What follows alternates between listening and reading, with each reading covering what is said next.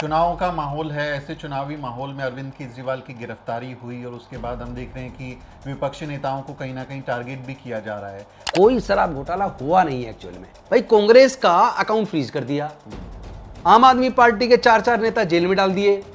इसका मतलब क्या ईडी, इनकम टैक्स और सीबीआई क्या ये बीजेपी के लिए वसूली का काम, रंगदारी का काम कर रहे हैं? इस बात की भी जांच हो जाए जिन कंपनियों ने इलेक्ट्रल बॉन्ड के द्वारा चंदा दिया उसके बदले में कितना धंधा लिया, कितना ठेका ये तो हो गया चंदा दो, धंधा लो। तो सरकारें क्या धंधा करने के लिए? ईवीएम में हैकिंग तो इलेक्शन कमीशन कहता है कि वो हो नहीं सकती। नहीं, इलेक्शन कमीशन कुछ नहीं कहता, वो तो भारतीय जनता पार्टी का कार्यकर्ता है, उसको बनाया मोदी जी ने। तो वो तो केवल किसी भी तरीके से मोदी जी को जिताने के लिए काम कर रहा है। मेरे तो समझ में ये नहीं आता कि इलेक्शन कमिश्नर खुदा है क्या? मैं एक वोटर हूं, मुझे ईवीएम पे भरोसा नहीं है, मुझे बैलेट पेपर से वोट डालने दो। तो आप कौन है भाई इलेक्शन कमीशन जो दादागिरी कर रहा है कि हम तो ईवीएम से कराएंगे? केजरीवाल जो है वो अभी भी जेल में बैठे हुए हैं, मुख्यमंत्री पद को छोड़ नहीं रहे, तो उनकी नैतिक जिम्मेदारी नहीं है कि भाई मैं आरोपी हूं तो मैं एटलीस्ट इस्तीफा? आज सवाल आपकी जांच कौन करेगा? मनी ट्रेल तो आपके साथ कनेक्ट कर रही है, ऑन रिकॉर्ड प्रूव हो रही है।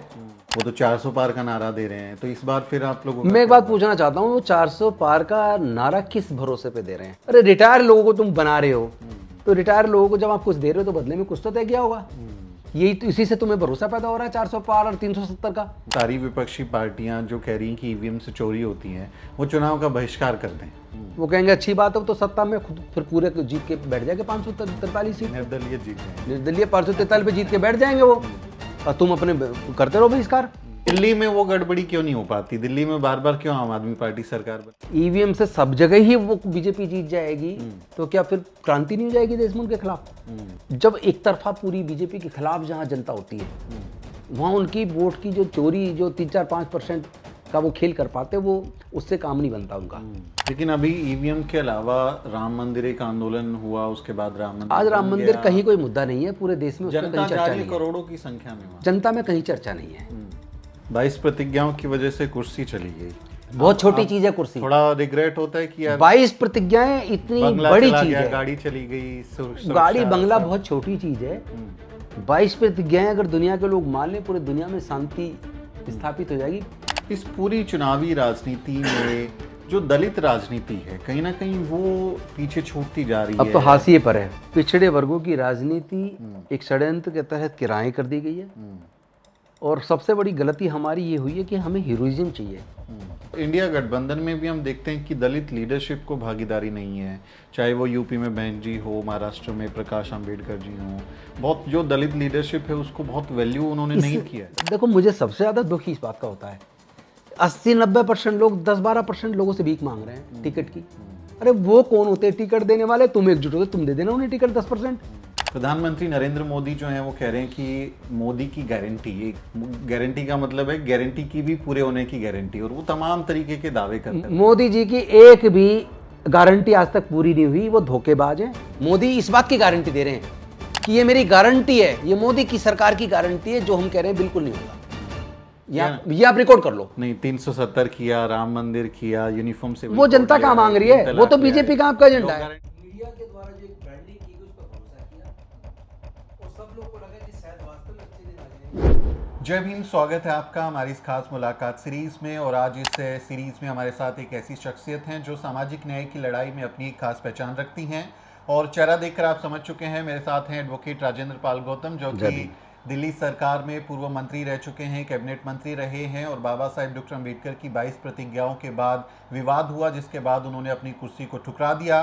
इस समय मिशन जय भीम के राष्ट्रीय संरक्षक हैं, लेकिन जिस पार्टी से वो ताल्लुक़ रखते हैं, आम आदमी पार्टी से, जहां से विधायक हैं, उसके जो नेशनल कन्वीनर है अरविंद केजरीवाल, वो इस समय जेल में हैं। शराब नीति में कथित घोटाले के बाद उनको ईडी ने गिरफ्तार कर लिया। इस समय चुनावी माहौल है, तो क्या कुछ होने वाला है आम आदमी पार्टी पर, इसका क्या असर होगा, और दलित बहुजन पर्सपेक्टिव से ये मसला कितना अहम हो जाता है, और क्या कुछ चल रहा है धर्म को लेकर, सामाजिक न्याय को लेकर। ईवीएम पर भी काफ़ी समय से एक लड़ाई लड़ रहे हैं एडवोकेट राजेंद्र पाल गौतम और इनकी टीम। तो इन सभी सवालों के हम जवाब जानने की कोशिश करेंगे। तो सर, बहुत बहुत स्वागत है, आप पहली बार स्टूडियो में आए, तो बहुत शुक्रिया। जय भीम सबको। चुनाव का माहौल है, ऐसे चुनावी माहौल में अरविंद केजरीवाल की गिरफ्तारी हुई और उसके बाद हम देख रहे हैं कि विपक्षी नेताओं को कहीं ना कहीं टारगेट भी किया जा रहा है। तो आप इसको कैसे देख रहे हैं, क्योंकि आप राजनीति में हैं, ये जानबूझकर टारगेट किया जा रहा है? देखिए, मैं इसको इस नज़रिए से देखता हूँ कि देश के प्रधानमंत्री मोदी जी ने 2014 से पहले, चुनाव से पहले पूरे देश के लोगों को सपने दिखाए। उस वक्त एक ऐसा वातावरण बना पूरे देश में जैसे चारों तरफ भ्रष्टाचार है, बेरोजगारी है, महंगाई है और महिलाओं के साथ उत्पीड़न की घटनाएं घटी। तो एक ऐसा माहौल बना जिसमें लोग उम्मीद लगाए थे कि कुछ नया हो, देश में भ्रष्टाचार पे लगाम लगे, महंगाई कम हो, महिला सुरक्षा को लेके, इन सब मुद्दों पे लोगों में एक ये थी कि चुनाव आ रहा है, कोई अच्छे लोग आए जो ऐसे वातावरण को सुधारे। और ऐसे में मोदी जी ने पूरे देश के मेन स्ट्रीम मीडिया का इस्तेमाल करके, कॉरपोरेट के साथ हाथ मिला के जी, उनके माध्यम से गुजरात मॉडल की ब्रांडिंग जो 2011-12 से शुरू हुई, 2012 से उसको बहुत दिखाया गया, उसको इतना दिखाया गया, ऐसे पूरे भारत में मैसेज दिया जैसे गुजरात में इतनी तरक्की है, बाकी पूरे देश में कुछ नहीं है। जबकि सच्चाई ये है कि गुजरात में तरक्की नाम की कोई चीज़ नहीं है।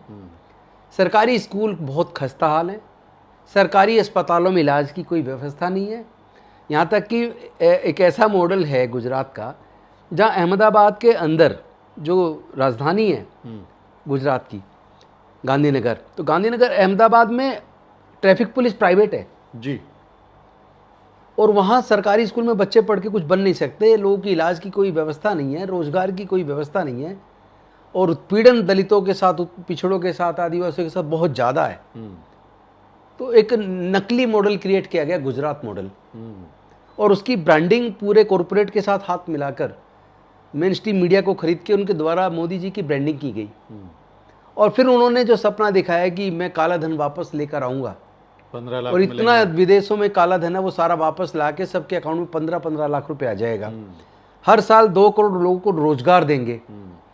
बहुत हुआ महिलाओं पे वार अब की बार मोदी सरकार, बहुत हो गया भ्रष्टाचार अब की बार मोदी सरकार, अच्छे दिन आने वाले हैं, सो स्मार्ट सिटी बनेंगी और न जाने क्या क्या। लोगों ने उस मीडिया के द्वारा जो एक ब्रांडिंग की गई उस पर भरोसा किया और सब लोग को लगा कि शायद वास्तव में अच्छे दिन आ जाएंगे, और एक तरफा लोगों ने पूरी बीजेपी की मदद की मोदी जी को प्रधानमंत्री बनने में। लेकिन हुआ उसका उलट। बनने के बाद वो एक भी अपना वायदा पूरा नहीं कर पाए। 2 करोड़ रोजगार देने की बात थी, लेकिन रोजगार वो किसी को कुछ नहीं दे पाए, बल्कि जो जिनके रोजगार थे वो नोटबंदी लाकर जो फैक्ट्रियां तबाह हुई, कारखाने बंद हुए, लोगों को बैंकों में लाइन में लगवाया, लोगों की जानें गई और लोग रोजगार ठप हो गए।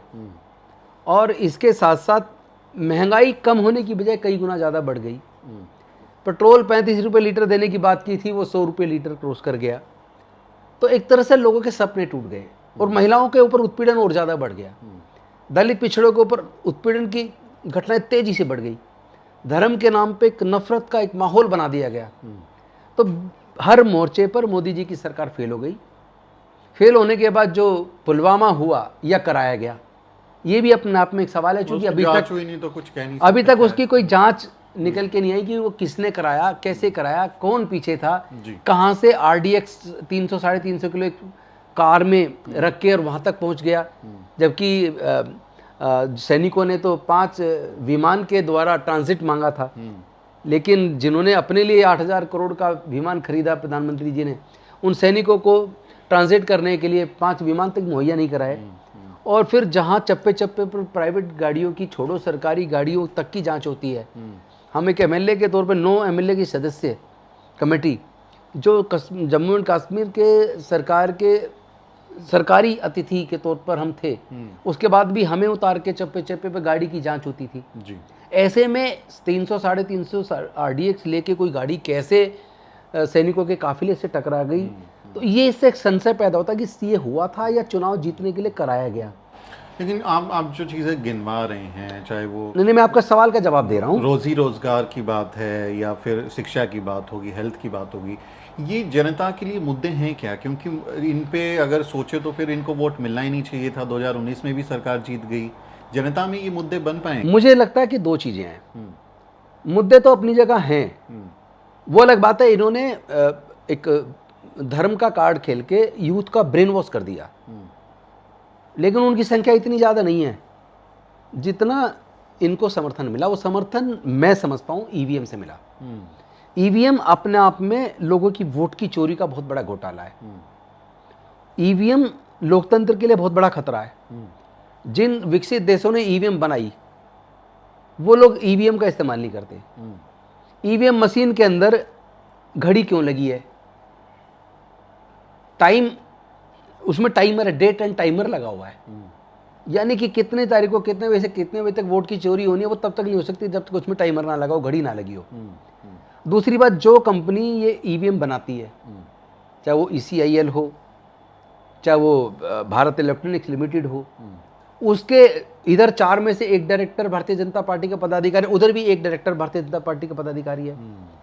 तो जिनके पास सोर्स कोड है, और जो प्राइवेट लोग, प्राइवेट जो हायर किए जाते हैं लोग, वो चुनाव के टाइम से पहले जब विड्रोवल की लास्ट डेट खत्म हो जाती है और ये फाइनल हो जाता है कौन कौन कैंडिडेट मैदान में बचे हैं, उसके बाद वो सर्वर के द्वारा हर एक मशीन के अंदर डाटा डालते हैं जिसको बोलते हैं कैंडिडेट फाइल। एक टाइम फाइल और कैंडिडेट फाइल डाली जाती है। अब जो प्रोग्रामिंग करने वाले लोगों ने क्या प्रोग्रामिंग की है, तारीख के हिसाब से वोट की चोरी की प्रोग्रामिंग की है, तो ये तो किसी को पता ही नहीं चलेगा। जो लोग हैकिंग की बात करते हैं, machine hacking, EVM hacking, hacking की तो जरूरत ही नहीं है। अगर प्रोग्रामिंग में ही अगर चोरी तय कर दी, ईवीएम में हैकिंग तो इलेक्शन कमीशन कहता है कि वो हो नहीं सकती। नहीं, इलेक्शन कमीशन कुछ नहीं कहता, वो तो भारतीय जनता पार्टी का कार्यकर्ता है, उसको बनाया मोदी जी ने, तो वो तो केवल किसी भी तरीके से मोदी जी को जिताने के लिए काम कर रहा है, ऐसा उनके आचरण से प्रतीत होता है। तो जो अभी पिछले दिनों आपको पता होगा, चीफ इलेक्शन कमिश्नर ने प्रेस कॉन्फ्रेंस की थी, पूरा चुनाव आयोग बैठा था। एक दिन पहले 2 और चुनाव आयुक्त बने और चीफ इलेक्शन कमिश्नर, तीनों बैठे, प्रेस कॉन्फ्रेंस की, और वो कह रहे हैं कि लोग डब्बा लेके घूम रहे हैं। भाई वो डब्बा है तो तुम्हारा डब्बा नहीं है। तुम्हारी इस मशीन में क्या चीज डली है वो क्या लोगों को पता है? सार्वजनिक है क्या? इसमें किस तरह की वोट की चोरी हो सकती? हमने जो सवाल पैदा किए कि मशीन बनाने वाली कंपनी के अंदर बीजेपी के पदाधिकारी क्यों हैं, उस पर आज तक इलेक्शन कमीशन ने जवाब क्यों नहीं दिया। हमने पूछा ईवीएम के अंदर टाइमर क्यों लगा है, date and timer, real time data होता है, माइक्रो कंट्रोलर चिप के अंदर जो प्रोग्रामिंग डाल के, सर्वर से डाटा डाल के, और अगर उसमें चोरी प्रोग्रामिंग में तय कर दी तो उसका आपके पास क्या इलाज है? तो उस पर हमारे सवालों पर अभी तक भी इलेक्शन कमीशन ने कोई जवाब नहीं दिया है। मिले इलेक्शन कमिश्नर से किसी से? इलेक्शन कमीशन मिलने की लाख कोशिश कर ली, वो मिल ही नहीं रहे। हमारी तो छोड़िए, हम तो एक आम आदमी हैं। पूरे इंडिया गठबंधन के नेताओं ने चीफ इलेक्शन कमिश्नर से मिलने का टाइम मांगा, उन्होंने दिया नहीं। मेरे तो समझ में ये नहीं आता कि इलेक्शन कमिश्नर खुदा है क्या? इलेक्शन कमीशन जिसको भारत के संविधान ने जिम्मेदारी दी है फ्री, फेयर एंड ट्रांसपेरेंट चुनाव कराने की, वो खुदा नहीं है, दादागिरी नहीं कर सकता। उसकी जिम्मेदारी बनती है कि वोटर का ये भरोसा कायम हो कि जिसको वो वोट अपनी दे रहा है उसी को उसकी वोट मिली है। एक मतदाता के तौर पे मुझे भरोसा, उसका अधिकार है। मैं ये कहता हूँ, मैं एक बात कहता हूँ सुमित जी, मैं एक वोटर हूँ, मुझे ईवीएम पे भरोसा नहीं है, मुझे बैलेट पेपर से वोट डालने दो। तो आप कौन है भाई इलेक्शन कमीशन जो दादागिरी कर रहा है कि हम तो ईवीएम से कराएंगे? भाई आप ईवीएम से कराओ, जिसके ईवीएम से डालना हो डाल ले। हमें भरोसा नहीं है, हम जैसे करोड़ों लोग हैं जो कह रहे हैं हमें भरोसा नहीं है ईवीएम पे, तो और आज तो पूरा देश कह रहा है भरोसा नहीं है। यहाँ तक कि छत्तीसगढ़ में बीएसपी के कैंडिडेट, जहाँ उसके परिवार की रिश्तेदारी की वोट थी, उसका अपना बूथ था, जब वो मशीन खुली तो उसमें उसको एक भी वोट नहीं मिला। उसका खुद का वोट कहाँ गया? मान लो रिश्तेदारों ने नहीं दिया, परिवार भी चलो खिलाफ था, उसने भी नहीं दिया, उसकी खुद की वोट कहाँ गई? तो ये जो मोदी जी 2014 में जो सपने दिखाए, सपनों दिखाने लेकिन पूरा करने में फेल हुए, और उसका जो बालाकोट और ये सब पुलवामा करके और धर्म का कार्ड खेल के और ईवीएम का इस्तेमाल करके ये चुनाव जीत के फिर से सत्ता में आएंगे, लेकिन फिर फेल है, रिजल्ट तो 0 है। इसीलिए ये जो आपने पूछा तथाकथित शराब घोटाला, कोई शराब घोटाला हुआ नहीं है एक्चुअल में। ये सब पूरे विपक्ष को कुचलने की साजिश है, क्योंकि एक तरफ चुनाव चंदा 52% कांग्रेस को मिल रहा है, दूसरी बात वो इलेक्टोरल बॉन्ड जिसको खुद सुप्रीम कोर्ट ने कह दिया it is a fraud, electoral bond is a fraud. अगर फ्रॉड है तो फ्रॉड से पैसा हुआ लिया हुआ, उस पर मुकदमा दर्ज क्यों नहीं कर रहा कोर्ट? कोर्ट को तो सुमोटो मुकदमा दर्ज करके कार्रवाई कर देनी चाहिए। सही दूसरी बात, वो पैसा उस पर बैन लगा दो, उनके अकाउंट को फ्रीज कर दो, उसको चुनाव में इस्तेमाल करके वो चुनाव लड़ेंगे। भाई कांग्रेस का अकाउंट फ्रीज कर दिया, आम आदमी पार्टी के 4-4 नेता जेल में डाल दिए, अपने राज्यपालों का इस्तेमाल करके सरकारों को परेशान किया, चाहे तमिलनाडु की सरकार हो, झारखंड की सरकार हो, या वेस्ट बंगाल की सरकार हो, चाहे दिल्ली की सरकार हो। इन सरकारों को अपने राज्यपालों और उपराज्यपालों से आप परेशान कर रहे हैं। पूरे विपक्ष को आप कुचलने में लगे हैं। विपक्ष से सारे विधायकों को आप ईडी की रेड डाल के फिर उसको बीजेपी में शामिल कर रहे हैं, तो एकदम से सारे क्लोज हो जाते हैं सारे केस। 41 ऐसी कंपनियां हैं जिन पे इलेक्टोरल बॉन्ड जिन्होंने 2741 करोड़ बीजेपी को दिया, लेकिन दिया कब? जब उससे पहले ईडी सीबीआई इनकम टैक्स के द्वारा उनके खिलाफ जांच शुरू कर दी, कार्रवाई शुरू कर दी। इसका मतलब क्या ईडी, इनकम टैक्स और सीबीआई क्या ये बीजेपी के लिए वसूली का काम, रंगदारी का काम कर रहे हैं कि रेट डालो, नोटिस दो, परेशान करो, फिर दबाव में आके उद्योगपति बीजेपी को चंदा दे देगा, पैसे दे देगा। लेकिन सिर्फ बीजेपी को नहीं मिला ना, करोड़ों करोड़ों रुपए। देखिए मेरा ये मानना है, जहां मैं एक बात कहता हूं, जहां जिसकी भी सरकार जिनको मिला है, इस बात की भी जांच हो जाए जिन कंपनियों ने इलेक्टोरल बॉन्ड के द्वारा चंदा दिया उसके बदले में कितना धंधा लिया, कितना ठीक। ये तो हो गया चंदा दो, धंधा लो। धंधा लो। तो सरकारें क्या धंधा करने के लिए हैं? जिसने भी किया XYZ किसी भी पार्टी की हो, लेकिन ऑन रिकॉर्ड मैक्सिमम चंदा तो बीजेपी को गया है। इसका सरगना कौन है? फिर उसकी सबसे ज्यादा इलेक्ट्रल बॉन्ड लेके कौन आया? भारतीय जनता पार्टी लेके आई, कोई दूसरी पार्टी नहीं लेके आई। तो जिम्मेदारी फिर भारतीय जनता पार्टी को लेनी पड़ेगी, मोदी जी को लेनी पड़ेगी। मोदी जी लेके आए और उन्होंने जिनको ये लाखों करोड़ का ठेका दिया, कहीं ऐसा तो नहीं है चंदा लेने के बाद बदले में दिया? तो सीबीआई, ईडी, इनकम टैक्स इसकी भी तो जांच कर ले। इसकी जांच क्यों नहीं कर रही है? क्या ये बीजेपी के लिए काम कर रही है, मोदी जी के लिए काम कर रही है? ED, CBI, income tax Kejriwal की जांच करेंगे। तो केजरीवाल के खिलाफ है क्या? बताओ तो सही। मनी ट्रेल तो बीजेपी से मिल रहा है। जिस व्यक्ति के बयान के आधार पे अरविंद केजरीवाल को गिरफ्तार किया, बात यह सवाल अरविंद केजरीवाल का, राजेंद्र गौतम का, किसी और का नहीं है, कांग्रेस का नहीं है। सवाल है क्या देश में संविधान का शासन है या नहीं है? क्या देश में रूल ऑफ लॉ है कि या नहीं है? क्या देश में लोकतंत्र बचेगा या नहीं बचेगा? तो ऐसे हालात में मुझे लगता है आज देश के संविधान को, प्रजातंत्र को बचाने की बात है और इस पे सबको एकजुट होकर बोलना पड़ेगा। इसकी जांच होनी चाहिए कि जिन्होंने चंदा दिया इलेक्टोरल बॉन्ड के द्वारा, वो चंदा दिया या वसूली थी, उसके बदले में उन्होंने कितने लाखों करोड़ के, हजारों करोड़ के ठेके लिए। इसकी जांच हो जाए तो दूध का दूध, पानी का पानी हो जाएगा। लेकिन जांच करेगा कौन? वो जांच एजेंसी अपने आप तो काम नहीं करेंगी, वो जिसके इशारे पे चलती है, जिसके लिए काम करती है, वो जांच के लिए करेगा नहीं, कहेगा नहीं, क्योंकि मैक्सिमम चंदा तो उसको मिला है। आपका एक विवाद हुआ 22 प्रतिज्ञाओं को लेके, बाबा साहब की 22 प्रतिज्ञा दोहराने पे, और फिर आपने इस्तीफा दे दिया। और केजरीवाल जो हैं वो अभी भी जेल में बैठे हुए हैं, मुख्यमंत्री पद को छोड़ नहीं रहे। उससे पहले आप देखें झारखंड में हेमंत सोरेन ने इस्तीफा दिया गिरफ्तारी से पहले। तो उनकी कोई नैतिक जिम्मेदारी नहीं है कि भाई मैं आरोपी हूं तो मैं एटलीस्ट इस्तीफा? आज सवाल ये नहीं है, आज सवाल ये है कि अगर भारतीय जनता पार्टी जिस तरह सारी जांच एजेंसी को के द्वारा जांच किसी के पीछे बिठाकर फिर उसको तोड़ के अपनी पार्टी में मिला रही है, और जो नहीं मिल रहा उस पर मुकदमा दर्ज करके उनको गिरफ्तार कर रही है, तो एक तरीके से उनके कहने में आके कोई भी कदम उठाता है किसी भी पार्टी का नेता, तो वो भारतीय जनता पार्टी की साजिश को कामयाब करेगा। इस वक्त जरूरत है पूरे विपक्ष को एकजुट होकर भारतीय जनता पार्टी की साजिशों को पर्दाफाश करना, उसको फेल करना, उनके ट्रैप में फंसना नहीं है। अगर कोई कहीं कुछ गलत हुआ तो जांच हो जाए ना निष्पक्ष। लेकिन आप कह रहे हो कि मनी ट्रेल है, इतना पैसा लिया, इसने उसको दिया, उसने उसको दिया, ऑन रिकॉर्ड आप 1 रुपया नहीं बता पा रहे हैं। लेकिन आपको तो 59.5 करोड़ चंदा उसी शरद चंद्र रेड्डी ने दे दिया ऑन रिकॉर्ड।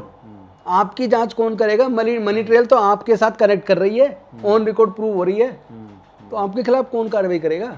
लेकिन इस बार भी तो चुनाव ईवीएम से हो रहा है। जब बार बार आप कह रहे हैं कि मोदी जो है वो ईवीएम पे हैक कर लेंगे, वो तो 400 पार का नारा दे रहे हैं, तो इस बार फिर आप लोगों मैं एक बात पूछना चाहता हूँ, वो 400 पार का नारा किस भरोसे पे दे रहे हैं? वो कह रहे हैं मैंने केवल ईवीएम का भरोसा हो सकता है, बाकी कोई रीजन नहीं है। पूरे देश में कोई आदमी नहीं मिलेगा जो बीजेपी की तारीफ करता मिल जाए, सिवाय कुछ भक्तों के। आज पूरे देश में किसान परेशान है, नौजवान परेशान है, और महंगाई चरम पर है, महिलाओं पे उत्पीड़न बढ़ रहा है, दलितों पे, आदिवासियों पे, पिछड़ों पे उत्पीड़न बढ़ रहा है, और अल्पसंख्यक लोग डर के साए में जी रहा है। आए दिन हमले होते रहते, बहकम माहौल पैदा कर दिया है। तो एक मोर्चा बताइए जिसपे भारतीय जनता पार्टी ने सफलतापूर्वक जनता के हित में काम किया हो, जिसके लिए जनता उसे वोट दे। तो ये 400 पार कहां से आ जाएगा, कहां का सपना है? ये बेसिकली इलेक्शन कमीशन के साथ मिलके, मुझे ऐसा लगता है, क्योंकि जिस प्रकार के इलेक्शन कमीशन के उस दिन बयान थे प्रेस कॉन्फ्रेंस में, उससे ऐसा लगता है जैसे उन्होंने, और चूंकि सुप्रीम कोर्ट ने एक व्यवस्था दी थी कि इंडिपेंडेंट मेंबर भी होना चाहिए 3 सदस्यीय कमेटी में जो इलेक्शन कमीशन का गठन करती है, जिसमें देश के प्रधानमंत्री, विपक्ष के नेता और एक इंडिपेंडेंट आदमी होना चाहिए। तो उस वक्त की भी चीफ जस्टिस ऑफ इंडिया हो जाए, जब तक कि वो कानून ना बना ले केंद्र सरकार। केंद्र सरकार ने संसद में लाया कानून बनाया, लेकिन उस व्यवस्था को पलट दिया। उसमें तीसरा निष्पक्ष व्यक्ति की बजाय वो कैबिनेट मंत्री कर दिया। तो वो जो 3 में से 2 लोग चुनने वाले हैं इलेक्शन कमीशन का गठन करने वाले, तो भारतीय जनता पार्टी को, केंद्र सरकार के हो गए। तो फिर जो भी जिनको बनाएंगे वो तो उनके लिए काम करेंगे। वैसे वो रिटायर ऑफिसर्स, अरे रिटायर लोगों को तुम बना रहे हो, जो ऑलरेडी नौकरी में, उनको बना नहीं रहे हो। तो रिटायर लोगों को जब आप कुछ दे रहे हो तो बदले में कुछ तो तय किया होगा। यही तो, इसी से तुम्हें भरोसा पैदा हो रहा है 400 पार और 370 का। बाकी काम तो तुम्हारा एक भी ऐसा नहीं है जिस तुम्हें वोट दे। तुम सत्ता में आ ही नहीं सकते अगर बैलेट पेपर से चुनाव हो जाए। मैं दावे के साथ कह सकता हूं, अगर ईमानदारी से चुनाव हो जाए, निष्पक्ष चुनाव हो जाए, तो भारतीय जनता पार्टी और एनडीए पूरा मिला के 200 से नीचे चला जाएगा। अच्छा, क्या ऐसा नहीं हो सकता कि सारी विपक्षी पार्टियां जो कह रही हैं कि ईवीएम से चोरी होती है, वो चुनाव का बहिष्कार कर दें कि भाई हम चुनाव लड़ेंगे? देखिए, मोदी जी और उनकी पार्टी इतनी शर्मदार नहीं है कि वो कहें कि भाई बहिष्कार कर रहे हैं तो चलो उससे करा लो। वो कहेंगे अच्छी बात है, तो सत्ता में खुद फिर पूरे जीत के बैठ जाएंगे 543 सीट, निर्दलीय जीत जाएंगे, निर्दलीय 543 पे जीत के बैठ जाएंगे वो, और तुम अपने करते रहो बहिष्कार। ये अगर समाधान होता तो शायद पूरा विपक्ष एकजुट होकर कर देता। विपक्ष को पता है कि ये शर्मदार लोग नहीं है, बेशर्म लोग हैं। इन्होंने सारी संवैधानिक संस्थाओं पे कब्जा कर लिया है, इन्होंने भय का वातावरण पैदा कर दिया है। इनके सामने घुटने टेकने की बजाय लड़ो, ईवीएम के खिलाफ भी लड़ाई जारी रखो, लेकिन साथ ही साथ चुनाव की तैयारी करो। ईवीएम की जब आप बात कर रहे हैं तो हमने देखा कि ईवीएम के खिलाफ आंदोलन आप लोग कर रहे हैं। दिल्ली में हमने कुछ गतिविधियां देखी, कुछ हिस्सों में देखी। ईवीएम के खिलाफ विपक्ष का, इंडिया गठबंधन का या बाकी अन्य पार्टियों ने कोई राष्ट्रीय आंदोलन खड़ा नहीं किया है। अनफॉर्चुनेट है ये, अनफॉर्चुनेट है। इसमें ब्लेम करना तो सही, ये अनफॉर्चुनेट है कि इस पे पूरा आंदोलन पूरे विपक्ष को बनाना चाहिए था। हालांकि जो बॉम्बे की रैली थी जिसमें यात्रा का समापन था, उसमें राहुल गांधी जी ने भी, फारूक अब्दुल्ला जी ने भी, सौरभ भारद्वाज जी ने भी, उद्धव ठाकरे जी ने भी और प्रकाश अंबेडकर जी ने भी, इन सब लोगों ने कहा कि ईवीएम के अंदर घोटाला है, ईवीएम को हटना चाहिए ना उसको। देखिए, जन आंदोलन जनता बनाती है और हमने काफी हद तक पूरे देश में इसको आंदोलन बना दिया। लेकिन जिस तरह चुनाव आयोग को जिन लोगों ने चुना है वो उनके लिए काम कर रहे हैं, किसी की सुनने को तैयार नहीं है। वो तो डब्बा बता रहे हैं हमारी मशीनों को और अपनी मशीनों को कह रहे हैं कि हमारी मशीन तो कोई कुछ भी कर ही नहीं सकता उसमें गड़बड़। अरे तुम बनाने वाले, सोर्स कोड तुम्हारे पास, तुम्हारे बनाने वाली कंपनी के डायरेक्टर तुम्हारी पार्टी के लोग, तो फिर वो तो वहाँ तो सब कुछ तुम्हारे हाथ में, तो तुम कुछ भी कर लो। दिल्ली में वो गड़बड़ी क्यों नहीं हो पाती? दिल्ली में बार बार क्यों आम आदमी पार्टी सरकार बना? देखिए, भारत में अगर हर जगह ईवीएम से सब जगह ही वो बीजेपी जीत जाएगी तो क्या फिर क्रांति नहीं हो जाएगी देश में उनके खिलाफ? तो थोड़ा बहुत ये भरोसा बना रहे, नहीं निष्पक्ष भी होता। देखो वहाँ जीत गए, तेलंगाना में, देखो दिल्ली में जीत गए। तो ये एक चीज और, जब एक तरफा पूरी बीजेपी के खिलाफ जहां जनता होती है, वहां उनकी वोट की जो चोरी, जो 3-4-5% का वो खेल कर पाते, वो उससे काम नहीं बनता उनका। तो आप कह रहे हैं कि पूरी 100% चोरी नहीं होती? 100% तो कर नहीं पाएंगे वो, क्योंकि एक एक मशीन में करना होता है। इतना आसान काम नहीं है। और फिर 100% करेंगे तो फिर जनता का विद्रोह वो झेल नहीं पाएंगे। अभी तो ऐसा करते हैं जैसे प्लस माइनस सा कर देते हैं। लेकिन अभी ईवीएम के अलावा राम मंदिर एक आंदोलन हुआ, उसके बाद राम मंदिर, आज राम मंदिर कहीं कोई मुद्दा नहीं है पूरे देश में, जनता जा रही है करोड़ों की संख्या में, जनता में कहीं चर्चा नहीं है। और जनता को उससे ना रोजगार मिलना है, ना उससे कोई कनेक्शन है। वो ठीक है जिनका इमोशनल टच है, जिनकी आस्था है वो ठीक है, उनको हमें उसकी आस्था से कोई आपत्ति नहीं है। सबको अपने अपने धर्म के प्रति आस्था की आज़ादी है और सब अपने अपने पवित्र स्थानों पे जाते हैं। वैसे भी अयोध्या तो साकेत नगरी है, बुद्ध की नगरी रही है। ठीक है, आज सारे बौद्ध पुराने मंदिरों को कब्जा के ये लोग कन्वर्ट कर चुके हैं, लेकिन एक समय आएगा इतिहास तो चीख चीख के सच्चाई बोलेगा। जमीन में जहाँ भी खुदाई में आज तक पुराने मंदिर निकले हैं वो सारे तो बुद्ध के निकले हैं, मूर्तियाँ निकली तो बुद्ध की निकली हैं। तो कितने दिन छुपाएंगे? ये छुपेगा नहीं ये सब। तो धम्म की बात होगी तो धम्म को लेके भी कुछ काम कर रहे हैं? धम्म का काम चल रहा है फिलहाल इस चुनाव को लेके, क्योंकि प्रजातंत्र में 5 साल में चुनाव सरकार को चुनने, हटाने, बदलने के लिए आता है। अभी पूरा फोकस उधर लगा है, लेकिन अभी तक भी सारे प्रोग्राम धम्म के भी चल रहे हैं लगातार साथ साथ, और अब दीक्षा के प्रोग्राम में लगेंगे। क्योंकि जैसे ही ये खत्म होगा एक तरफ बाबा साहेब की जयंती आ रही है, उधर बुद्ध जयंती आ रही है, तो यहाँ से अब सिलसिला पूरा अक्टूबर में जब दीक्षा दिवस आएगा तब तक लगातार पूरे देश में माहौल बनेगा। और बहुत बड़े पैमाने पर दीक्षा इस साल भी, और अगले साल तो करोड़ों लोग दीक्षा लेने वाले हैं, जैसा कि हम पहले घोषित कर चुके हैं। और मुझे खुशी आपके इस चैनल के माध्यम से शेयर करते हुए सबको खुशी हो रही है कि जब ये हमने लक्ष्य शुरू किया था और जितना लक्ष्य रखा था उससे ज़्यादा लोग दीक्षा ले चुके हैं। अच्छा, ऑलरेडी कम से कम 18 लाख लोग दीक्षा ले चुके हैं, और रोज़ कहीं ना कहीं दीक्षा के प्रोग्राम हो रहे हैं डेली।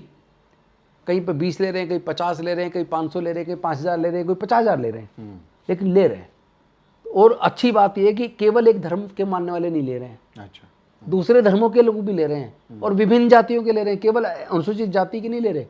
पिछड़े वर्ग के लोग बड़ी मात्रा में दीक्षा ले रहे हैं, आदिवासी लोग भी दीक्षा ले रहे हैं। जिसको ये पता लग रहा है कि हमारा इतिहास जो है वो, हम लोग पूर्वज हमारे बौद्ध थे, हमारी बौद्ध सांस्कृतिक विरासत थी और सबसे रिच विरासत पूरी दुनिया में हमारी थी, धीरे धीरे वो लोग घर वापसी कर रहे हैं। धर्म परिवर्तन के हम खिलाफ हैं, हम धर्म परिवर्तन की बात ही नहीं कर रहे हैं। हम कह रहे हैं कि हमारे पूर्वजों की सांस्कृतिक विरासत बुद्धिज्म था, हम रास्ता भटक गए थे, वापस अपने घर आइए, और लोग खुशी से अपने घर आ रहे हैं। बल्कि कई राज्य तो ऐसे हैं जहां उन्होंने कर रखा है कि पहले डीएम से परमिशन लेनी हो, तो वहां डीएम से परमिशन भी ले रहे हैं लोग, बड़े पैमाने पर ले रहे हैं।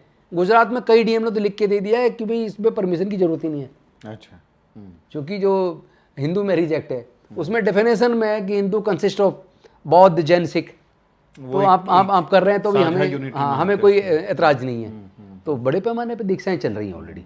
और एक और चीज़, इस जातीय उत्पीड़न का, नफरत का जवाब बुद्धिज्म है, क्योंकि बौद्ध धर्म समता, स्वतंत्रता, बंधुता, न्याय, प्रज्ञाशील, करुणा और मैत्री की बात करता है, शांति और मानवता की बात करता है। और शांति और मानवता का संदेश भारत से पूरी दुनिया में गया है। और आज भारत में जिस तरह का नफरत का माहौल भारतीय जनता पार्टी ने फैलाना शुरू किया, उसमें इसकी आवश्यकता सभी लोगों को और ज़्यादा महसूस हो रही है। तो अब दीक्षाएं और 22 प्रतिज्ञाएं बाबा साहेब की, वो तो बहुत बड़े पैमाने पर होनी है। और मुझे खुशी है, मैं अपने आप पे गर्व महसूस करता हूँ, अपने सारे लोगों पे, सारी मिशन जय भीम की टीम पर गर्व करता हूँ कि हम लोगों ने बाबा साहेब की 22 प्रतिज्ञाओं को पुनर्स्थापित करने का काम किया, और आज पूरी दुनिया में हो रही हैं। भारत में नहीं, दुनिया के कोने कोने में दीक्षा हो रही है, और वहाँ पे 22 प्रतिज्ञाएं दोहराई जाती हैं। 22 प्रतिज्ञाओं की वजह से कुर्सी चली गई। बहुत छोटी चीज है कुर्सी। थोड़ा रिग्रेट होता है कि यार 22 प्रतिज्ञाएं इतनी बड़ी चीज है। गाड़ी चली गई, गाड़ी बंगला बहुत छोटी चीज है। 22 प्रतिज्ञाएं अगर दुनिया के लोग मान लें, पूरी दुनिया में शांति स्थापित हो जाएगी, लोगों का, मानव का कल्याण हो जाएगा, और लोग अंधविश्वास, पाखंडवाद से दूर होकर, नशे से, बुरे कर्मों से दूर होकर अब एक ऐसे चरित्र निर्माण हो जाएगा लोगों का कि पूरी दुनिया तरक्की करेगी। तो मुझे लगता है कि 22 प्रतिज्ञाएं तो सबको अपनानी चाहिए।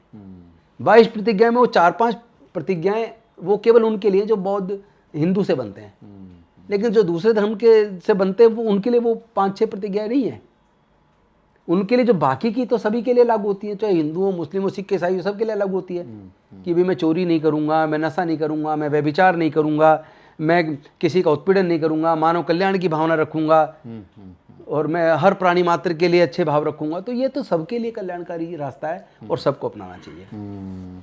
अब फिर से राजनीति पे लौटते हैं, क्योंकि आप एक नेता के अलावा हम आपको एक सामाजिक न्याय के योद्धा के तौर पे भी जानते हैं कि आप समाज के मसलों पर मुखर रहते हैं। इस पूरी चुनावी राजनीति में जो दलित राजनीति है, कहीं ना कहीं वो पीछे छूटती जा रही है, अब तो हाशिए पर है, हाशिए पे है। तो किस तरह से देख रहे हैं दलित, खासकर मैं दलितों को देखता हूँ कि राजनीतिक रूप से अनाथ जैसा महसूस हो रहा है कि इस वक्त उस तरह की इस वक्त वास्तव में पिछड़े वर्गों की राजनीति एक षड्यंत्र के तहत किराए कर दी गई है। और सबसे बड़ी गलती हमारी ये हुई है कि हमें हीरोइज्म चाहिए। हम आदमी के समर्पण और त्याग की बजाय हमें हीरोइज्म चाहिए, और हीरोइज्म कई बार कर्म से होता है, कई बार बनाया जाता है।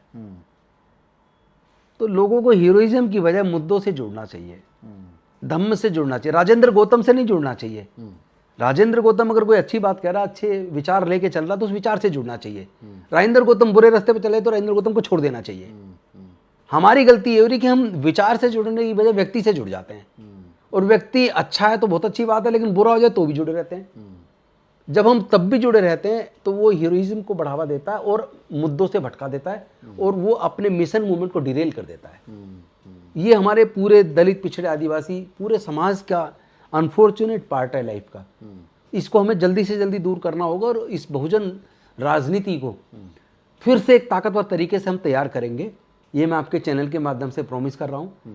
अभी ये चुनाव तो सर पे अब तो कुछ बहुत ज़्यादा हम नहीं कर पाएंगे, कोशिश कर रहे हैं कि अभी तो हम इंडिया गठबंधन को मदद करने की कोशिश कर रहे हैं कि कम से कम इन्हें रोकें, लेकिन इंडिया गठबंधन भी हमारे मुद्दों पे काम कर देगा, सोल्व कर देगा, इस पे हमें संघर्ष करना पड़ेगा, तब शायद वहाँ उनसे कुछ पे भी उम्मीद शक कर है। और सकते हैं। दूसरा, इंडिया गठबंधन में भी हम देखते हैं कि दलित लीडरशिप को भागीदारी नहीं है, चाहे वो यूपी में बहन जी हो, महाराष्ट्र में प्रकाश आंबेडकर जी हो, बहुत जो दलित लीडरशिप है उसको बहुत वैल्यू उन्होंने नहीं किया है। सुमित जी, इसमें जब तक ये दलित लीडरशिप और पिछड़ों की लीडरशिप एकजुट नहीं होगी और मुद्दों पर आधारित मिनिमम कॉमन प्रोग्राम बनाकर एकजुट नहीं होगी, तब तक देखो मुझे सबसे ज़्यादा दुख इस बात का होता है, 80-90% लोग 10-12% लोगों से भीख मांग रहे हैं टिकट की। अरे वो कौन होते हैं टिकट देने वाले? तुम एकजुट होते तुम दे देना उन्हें टिकट 10%, लेकिन तुम एकजुट नहीं होगे तो तुम्हारी हकमारी होती रहेगी। इस हकमारी को कोई रोक नहीं पाएगा। अगर आप, एक चीज़ अच्छी है, जैसे राहुल गांधी आजकल कह रहे हैं जाति जनगणना होनी चाहिए, आर्थिक सर्वे होना चाहिए, और मीडिया में आपके हिस्से में क्या आया, आपका न्यायिक सेवा में आपके हिस्से में क्या आया, धन में आपका हिस्सा कितना मिला, प्राकृतिक संसाधन में कितना मिला, ये कहना काफ़ी नहीं है। आपको मौका मिला था, आपने नहीं दिया, लेकिन अब आपको फिर जनता मौका देने को तैयार है। क्या आप अपना प्रॉमिस पूरा करोगे? अगर राहुल गांधी इस प्रॉमिस को पूरा करते हैं तो निसंदेह ये पूरे देश के लिए कल्याणकारी होगा और उनके खुद के लिए भी एक आगे बढ़ने का अलग रास्ता बनेगा। लेकिन अगर जो प्रोमिस वो कर रहे हैं और उसको पूरा नहीं कर पाए, फिर ये समाज माफ नहीं करेगा। चूंकि आपको जाना है, वक्त की सीमा है, तो मैं अपना आखिरी सवाल ले रहा हूँ। प्रधानमंत्री नरेंद्र मोदी जो हैं वो कह रहे हैं कि मोदी की गारंटी, एक नया जुमला वो लेके आए हैं और कह रहे हैं कि गारंटी का मतलब है गारंटी की भी पूरे होने की गारंटी, और वो तमाम तरीके के दावे कर रहे हैं। मोदी जी की एक भी गारंटी आज तक पूरी नहीं हुई, वो धोखेबाज है। जनता के साथ उन्होंने धोखा किया है, काला धन वापस लाए नहीं है, 15-15 लाख अकाउंट में देने की बात की थी, नहीं आया। हर साल 2 करोड़ लोगों को रोजगार देने की बात की थी, नहीं दिया। भय मुक्त भारत बनाने की बात की थी, भय बढ़ गया है, और अल्पसंख्यक लोग डर के साये में हैं, नफरत का वातावरण बढ़ रहा है, दलित, पिछड़े, आदिवासी और महिलाओं का उत्पीड़न बढ़ रहा है। तो मैं समझता हूँ मोदी की गारंटी का प्रचार तो भारत का निर्वाचन आयोग भी अपनी मशीनों पर रख कर रहा है। उत्तर प्रदेश में हमने देखा गाड़ियों में। अरे ये मोदी की गारंटी, यानी इस बात की गारंटी है कि वो जो कह रहे हैं बिल्कुल पूरा नहीं होगा। मोदी इस बात की गारंटी दे रहे हैं कि ये मेरी गारंटी है, ये मोदी की सरकार की गारंटी है, जो हम कह रहे हैं बिल्कुल नहीं होगा। ये आप रिकॉर्ड कर लो। नहीं, 370 किया, राम मंदिर किया, यूनिफॉर्म से वो जनता का मांग रही है, वो तो बीजेपी का आपका एजेंडा है। गारंटी उन्होंने, वो जनता का एजेंडा नहीं है। गारंटी आपने दी थी, लोगों को 2 करोड़ रोजगार देंगे। आपने जब वोट मांगा जनता से तो इस बात को कह के मांगा कि हम 35 रुपए लीटर पेट्रोल करेंगे, हर साल 2 करोड़ लोगों को रोजगार देंगे, काला धन देश में वापस लाएंगे, सबके अकाउंट में 15-15 लाख रुपए आएंगे, 100 स्मार्ट सिटी बनेंगी। तो वो जो जितने वायदे किए थे, जो गारंटी दी थी मोदी जी ने, वो एक पूरा नहीं हुआ। रहा 370, वो आपका एजेंडा, उससे कोई फर्क नहीं पड़ा। आम जनता को उससे कुछ लेना देना नहीं, ना उन्हें कुछ मिला है, उससे कुछ नहीं मिला उन्हें।